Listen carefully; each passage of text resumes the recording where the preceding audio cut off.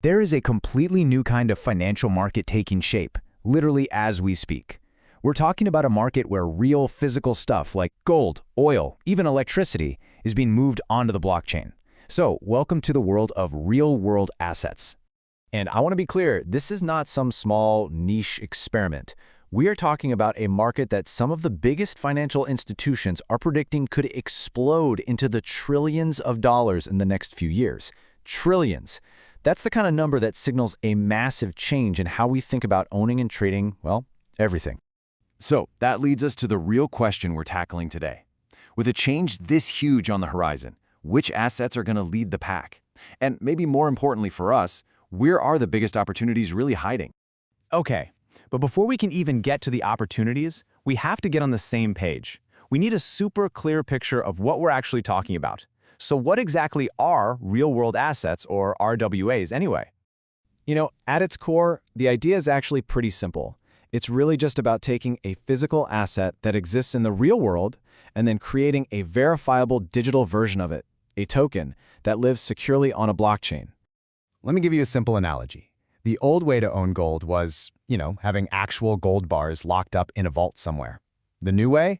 Well, now you can own a digital token that basically acts as a verifiable digital title deed to that exact same gold bar. It's the same asset, just represented in a much, much more efficient way. And this is why it's a game changer. All of a sudden, one single gold bar can be split up and owned by hundreds of people. You can trade your tiny piece of it anytime, day or night, from anywhere on the planet, and you probably don't even need a traditional broker to do it. This right here, this is the moment where traditional finance and the crypto world finally shake hands.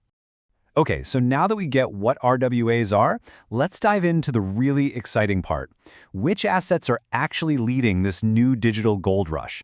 Because not all assets are created equal for this process. The best ones have a few things in common: established value, tons of demand, and really clear ownership.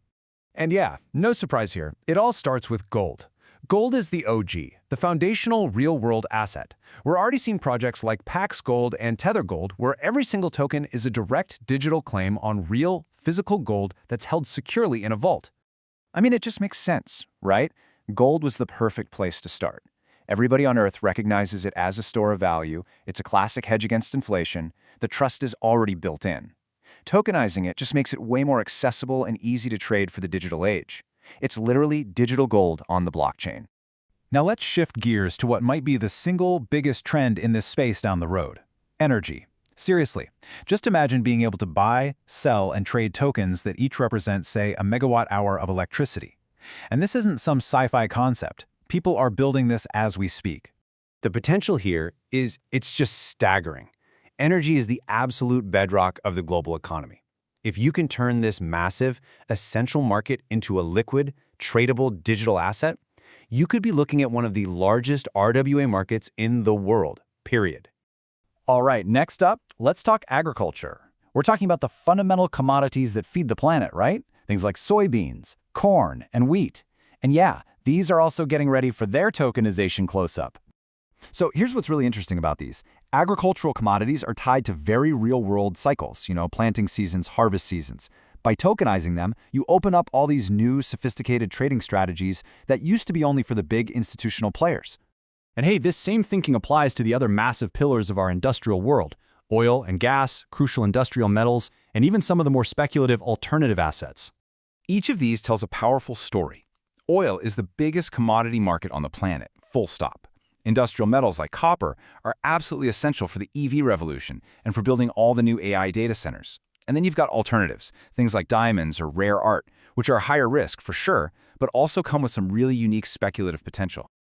Okay, so we get the what and we get the why. But what about the how? How does all of this actually work under the hood? What's the technology that even makes turning a real-world asset into a token possible?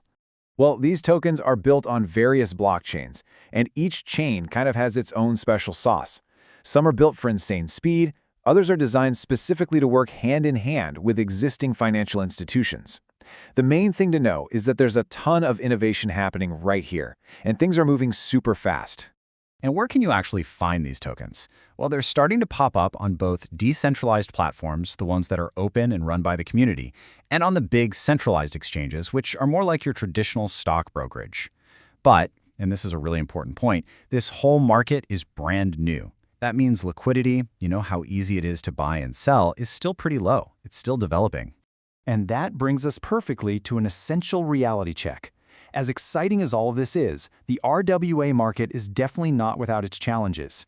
It's so important that we understand the risks and the hurdles that are still ahead. So we just mentioned low liquidity. That's a big one. On top of that, global regulation is still just one giant question mark. And here's the real kicker. You have to trust that the company holding the physical asset is actually doing it securely. This is what we call counterparty risk. It's the risk that the other guy doesn't hold up their end of the bargain. Think of it like buying a digital claim to a gold bar, only to find out the vault was empty the whole time. These are the huge problems the industry has to solve to really gain mainstream trust. So, with all of that in mind, what's the future actually look like? If, and it's a big if, these hurdles can be overcome, where's all this headed? What's next?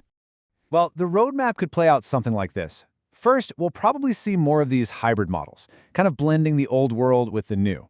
But the ultimate goal is to have entire commodity markets running completely on-chain.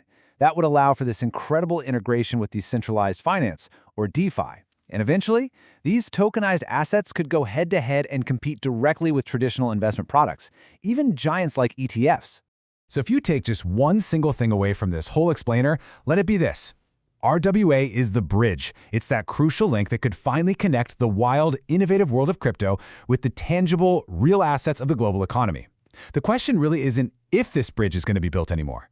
The real questions are, how strong will it be, and who's going to be brave enough to cross it first?